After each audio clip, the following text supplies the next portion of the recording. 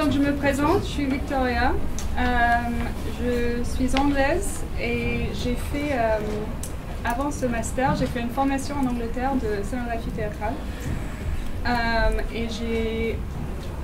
En Angleterre, j'ai fait quelques spectacles, quelques comédies musicales, mais essentiellement en Angleterre et jamais en France. Et la raison pour laquelle je voulais écrire ce mémoire, c'était à cause d'une certaine distance que je ressentais au théâtre, surtout envers une scénographie purement visuelle qui ne me parlait pas. Ça s'appelle la distanciation théâtrale, le theatrical divide en anglais, ce qui est le clivage entre la scène et la salle. Donc ce dispositif théâtral traditionnel où le spectateur est placé dans un rôle passif, un récepteur de sens, le sens qui se crée sur scène. Et dans cette dynamique, la scénographie qui s'est historiquement reposée sur l'illusion, le factice, est quasiment toujours expérimentée par le visuel. Et c'est avec ça que j'avais du mal. Du coup, je voulais trouver des moyens d'interférer avec cette distanciation, pas en déplaçant physiquement le spectateur, mais en engageant le spectateur dans son corps pour que c'est cette expérience viscérale de la performance qui forme le base de la compréhension du spectacle. Donc je me suis posé la question, est-ce que la matière brute peut engager le corps au-delà de l'esprit et bousculer les stratégies d'interprétation traditionnellement passives du spectateur et de créer un rapprochement entre la scène et la salle? Donc la terminologie que j'ai utilisée, j'ai défini la matière brute par toute matière élémentaire qui retient son essence sur scène ou toute matière non manipulée par le scénographe pour ressembler à autre chose qu'elle-même, ou toute matériel perçu et comprise par les spectateurs comme un matériel connu et présent dans leur vie quotidienne, matériau avec ses propres qualités inhérentes et indépendantes de son rôle sur scène et sa propre temporalité qui n'obéit pas aux règles du théâtre. Donc ça veut dire les éléments, ça peut dire l'eau, la terre par exemple, mais aussi les matériaux comme le plastique, le papier, les matériaux qu'on connaît tous. Qui sont devenus un peu des nouveaux éléments de la vie moderne. Quand je parle du réel sur scène, ce n'est pas limité à la scénographie. Dans le travail, par exemple, de Johan Bourgeois, il interroge le naturel, le réel sur scène à partir des forces physiques, la gravité, la force centrifuge, l'équilibre, le balancement, toutes des choses que les spectateurs peuvent ressentir dans leur corps et leur mémoire haptique, kinesthétique par exemple. Et la scénographie manipule le corps de l'acteur. Il est central dans la narration. Sur les scènes contemporaines, une certaine envie de revoir cette distanciation peut être ressentie dans la transition qui s'est passée autour des années 2000. Où à travers des formes diverses et variées, la séparation traditionnelle entre la scène et la salle est remise en question. Et si c'est un sujet qui vous intéresse, vous pouvez lire beaucoup plus sur ce sujet dans le livre coécrit par Laure Fernandez, qui est enseigne ici, qui parle beaucoup sur ce sujet et il est excellent, je recommande. Donc dans un spectacle où la tension dramatique se trouve sur scène, un spectateur est placé dans une position de chercheur de sens. Consciemment ou pas, il cherche à comprendre ce que l'auteur ou le metteur en scène voulait dire. Et ce déplacement de la tension dramatique, de la scène à la relation entre la scène et la salle, dans un sens, elle reconnaît l'individualité d'expérience, de préférence, de culture de chacun. Ça reconnaît les spectateurs comme participants actifs plutôt que récepteurs passifs. Donc dans cette configuration, c'est le regard du spectateur qui est central à la transmission, à la création du sens, pardon. Et sans le regard, la pièce sera dans un sens inachevé. Donc, si vous vous intéressez à ce sujet, vous connaissez sûrement le texte de Jacques Rancière, Le spectateur émancipé, où il parle de ce concept du spectateur actif. Et dans ce texte, il parle aussi de l'impossibilité de l'auteur de présupposer le cause et l'effet. Donc, ça veut dire qu'un spectateur ne comprendra jamais exactement ce que le metteur en scène ou l'auteur voulait dire. Et du coup, cette évolution du rôle du spectateur n'est pas vraiment compatible avec cette scène, enfin cette configuration traditionnelle. Ça n'invite pas la réciprocité du spectateur. Donc, pour comprendre la réaction du corps chez le spectateur devant une performance, je suis allée chercher dans le domaine de la neuroscience, de la biologie, pour comprendre comment on réagit face à une performance. Et comment on pourrait engager les spectateurs dans le corps. Donc, la première chose qui est très intéressante, que je ne comprends pas complètement, c'est un type de neurone qui s'appelle les neurones miroirs, qui s'activent quand vous regardez quelqu'un faire quelque chose. Et c'est exactement les mêmes qui s'activent quand vous faites l'action vous-même. Ce qui est absolument fascinant. Et ça en parallèle avec les mémoires haptiques, kinesthétique. Ça veut dire que nous savons tous ce que ça fait quand vous roulez. Ça veut dire que vous savez ce que ça fait quand il y a un goutte d'eau qui coule le long de la nuque. Ou, je sais pas, si je vous demandais d'imaginer ce que ça ferait de lécher le mur, vous saurez ce que ça fait assez précisément. Donc, ma question tournait autour de comment utiliser ces réactions via la matière brute sur scène. Ce sont ces effets qui créent cette empathie viscérale. Et ces sens-là, ils ne sont pas souvent activés au théâtre. L'odorat, par exemple. Et je ne parle pas d'un odorat où vous allez dans l'espace et c'est un odorat fait pour illustrer quelque chose, illustrer une scène. Mais si ces activations de sens sont utilisées comme vecteur de communication, quand ça devient central au narratif, par exemple, c'est ça qui m'intéresse. Petite parenthèse, j'ai lu un article qui a été fait par c'était un magazine de théâtre en Angleterre, et j'en ai pas parlé dans la thèse parce que je n'avais pas trouvé d'autres articles qui soutenaient la conclusion. Mais eux, ils ont dit que pendant un spectacle, il ne faut pas beaucoup de temps pour que les battements de cœur des spectateurs se synchronisent. Et si vous avez lu les articles qui parlent de ça et qui montrent ça, j'aimerais bien le lire parce que je trouve ça fascinant. Dans la thèse, j'avais pris 3 études de cas, je vais vous en parler de 2. Et j'avais concentré les approches à ce type de scénographie viscérale en 5 points. Et aujourd'hui, je vais en parler de 2. Donc, ça commence avec l'empathie viscérale, vivre à travers le corps de l'autre. Donc, j'avais pris le cas de Fiamena. Dans le travail de Fiamena, elle utilise beaucoup la matière brute et c'est souvent une sorte de... Elle se lance dans une lutte avec cette matière. Elle a dit qu'elle essaie de rendre le spectateur actif via son propre interaction avec les éléments. Que l'empathie viscérale ressentie par le spectateur le ferait sortir de la contemplation. Et elle commence souvent ses spectacles par ce qu'elle appelle une phase d'ennui. Ça veut dire elle essaie de forcer ses spectateurs de sortir de cet état d'esprit, cette stratégie d'interprétation, pour aller chercher à créer du sens elle-même. Cette interaction avec la matière qui nous fait réagir en regardant, nous fait peur pour elle. Ça nous lie à elle profondément. Et c'est cette connexion qui est primordiale dans la compréhension de ces pièces. Elles sont viscérales, elles sont violentes. Et je vais vous montrer des petits extraits.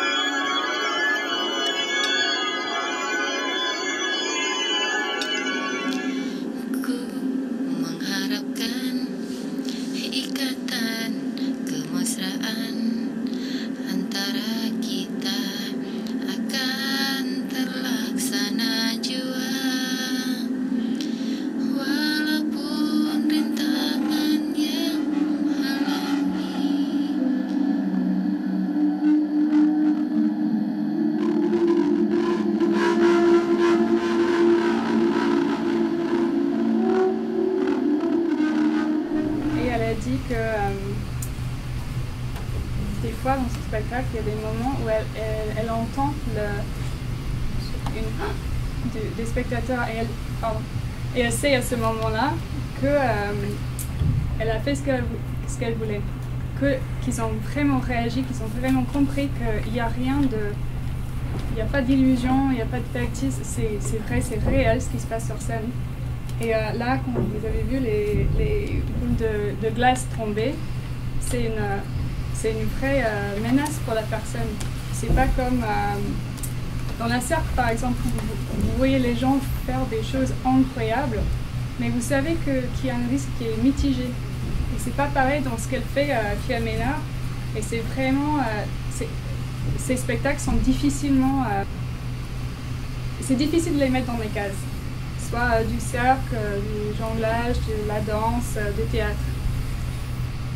Donc on ne sait pas comment réagir à ce qui se passe sur scène. Et tout ce qu'on a, on ne peut pas se réfugier derrière des termes.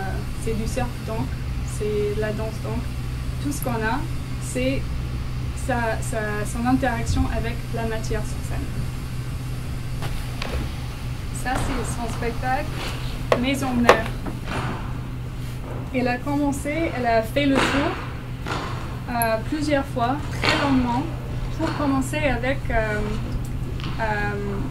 cette phase d'ennui. Pour qu'on puisse commencer à imaginer, à ouvrir l'esprit. Et là, elle est en train de construire un temple à l'échelle. Et c'était extrêmement physique. Moi, j'étais au premier rang et j'ai vu la sueur, les muscles. Vous voyez, c'était extrêmement fort. Donc là, il n'y a que le carton et du ruban et elle et ses muscles.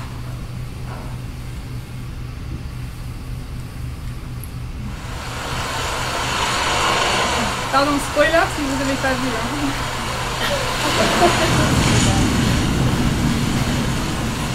Et à la fin, la pluie.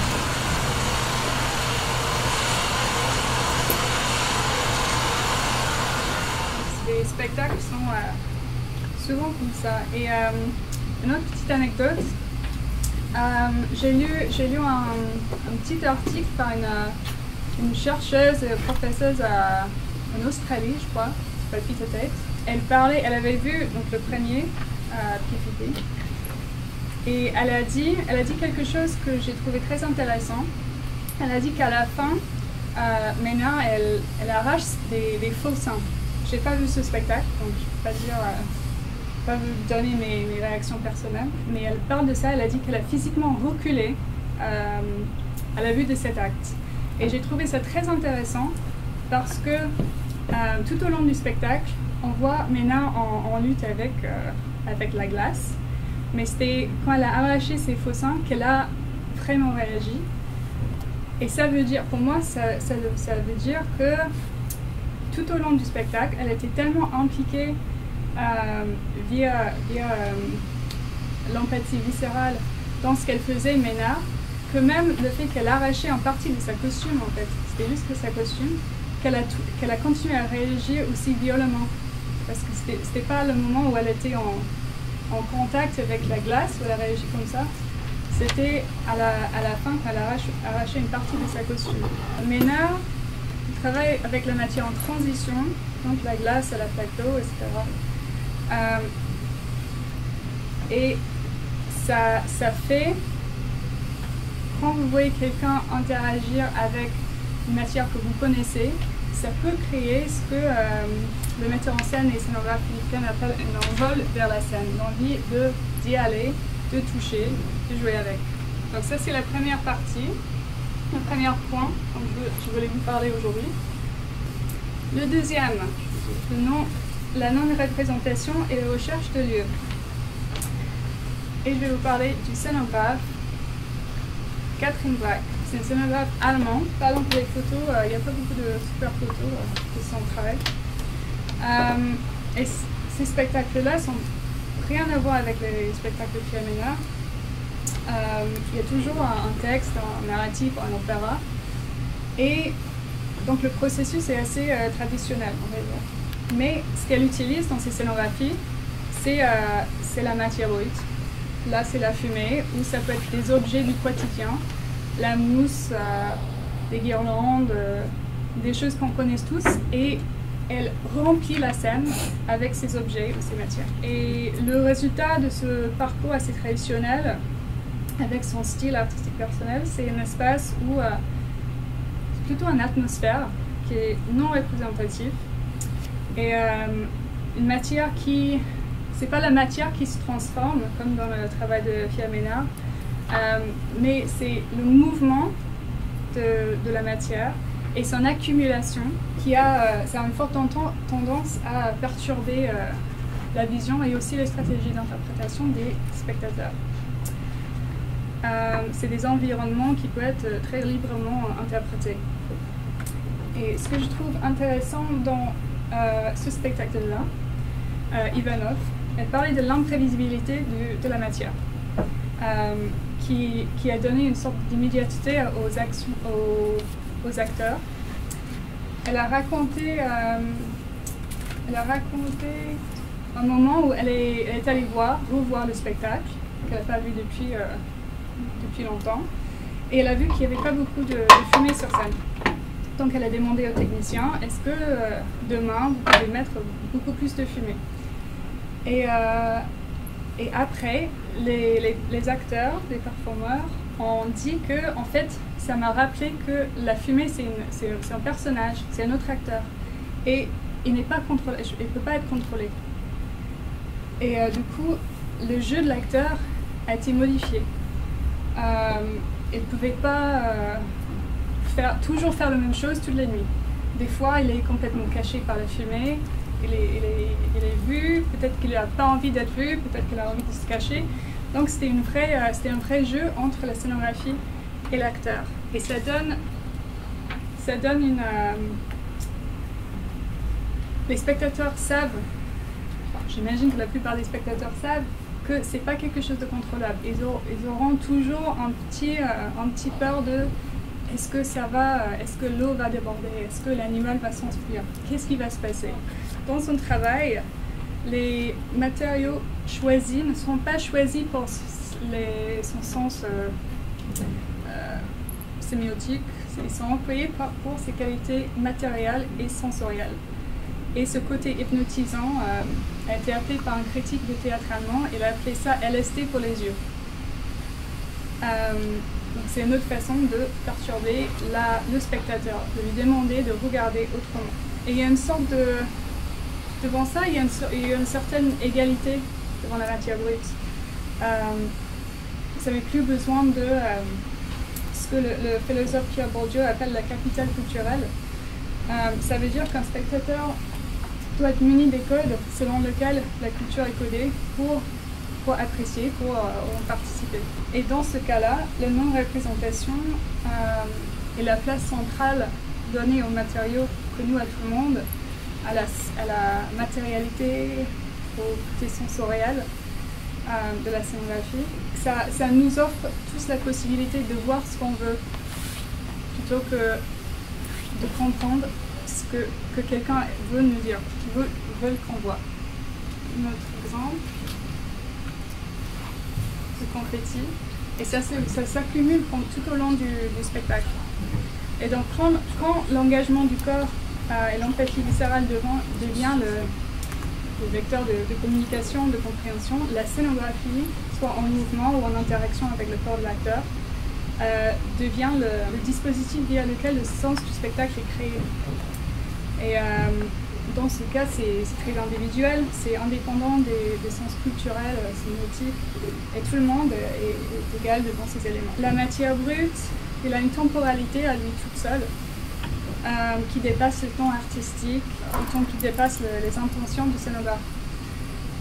Et le spectateur aura toujours un peu peur que ce qui se passe sur scène ne sera pas assez contrôlé.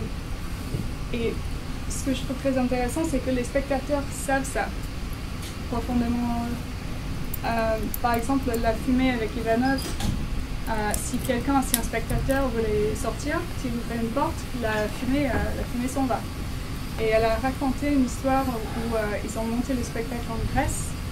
Et il faisait tellement chaud que la chaleur a attiré toute la fumée dans la salle. C'était une catastrophe. Donc voilà, c'est ça le paradoxe un peu du théâtre. C'est un lieu de contrôle, mais où on peut se rêver. Ce que je souhaite voir, c'est la capacité de la matière brute d'interférer avec la suspension de jugement qui rend possible ce paradoxe. En brisant ce pacte, quelles sont les limites de cette scénographie théâtrale. Le travail que j'ai fait pour mon MSP, j'ai rencontré un metteur en scène qui montait la pièce Le cadavre encerclé de Katabiasi. Et c'est une pièce qui est très poétique, mais c'est très violent aussi. Et il y a beaucoup de... ça parle beaucoup de la terre, des rues, des arbres, ce genre de choses. Donc pour moi, c'était la pièce parfaite pour essayer d'expérimenter un peu ces concepts via le pratique. Ce que je voulais savoir, c'est est-ce que la terre, c'est la terre, est-ce que ça modifierait, est-ce que ça aurait un impact sur le jeu d'acteur pour donner une sorte d'immédiateté à l'action? Est-ce que ça activerait d'autres sens à l'arrivée des spectateurs dans la salle?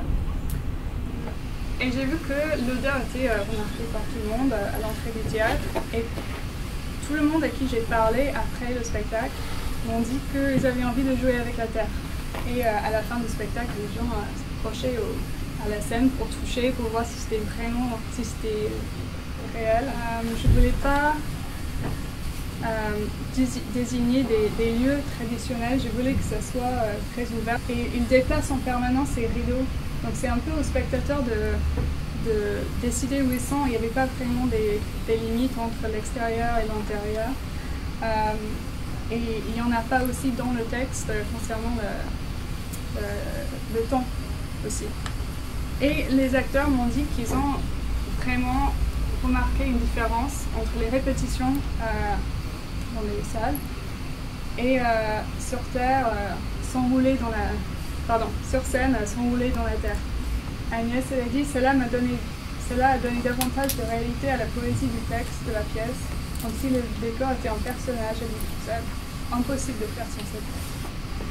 Mais ce que j'ai constaté, c'était qu'il fallait une évolution de la scénographie, enfin au moins de la terre, parce que là la terre était toujours présente et j'ai vu qu'il y avait besoin de soit plus d'interaction avec la terre, soit qu'ils évoluent dans un sens ou un autre, pour vraiment profiter de la matérialité de la terre. Dans le texte, il y a un arbre. On ne voit pas très bien. Et le metteur en scène voulait un arbre. Du coup, je me dis, je vais peut-être essayer de déconstruire l'arbre et utiliser le toile de jute pour sa texture rugueuse et la couleur aussi. Mais en fait, à la fin, elle n'avait pas vraiment sa place parce que si j'avais pas mis cette branche d'arbre, ce serait au spectateur de comprendre ou d'imaginer ce que ça pourrait être cette scène. Et avec tous les tissus qui fondent, ça pourrait faire l'effet d'un forêt, par exemple. Mais j'ai un peu reconforté les gens dans la représentation plutôt que leur laisser la place avec la non-représentation. Pour finir, les spectacles qui sont dépourvus des enjeux classiques du théâtre, qui invitent le spectateur à participer à la création du sens, ça laisse une place à l'individualité de chacun. Et la matière brute, comme j'espère que je vous ai montré, peut interférer avec l'état d'esprit ou les stratégies d'interprétation des spectateurs et créer de l'empathie viscérale dans le corps des spectateurs et l'importance mise sur cette connexion peut beaucoup réduire la distanciation d'être. Merci.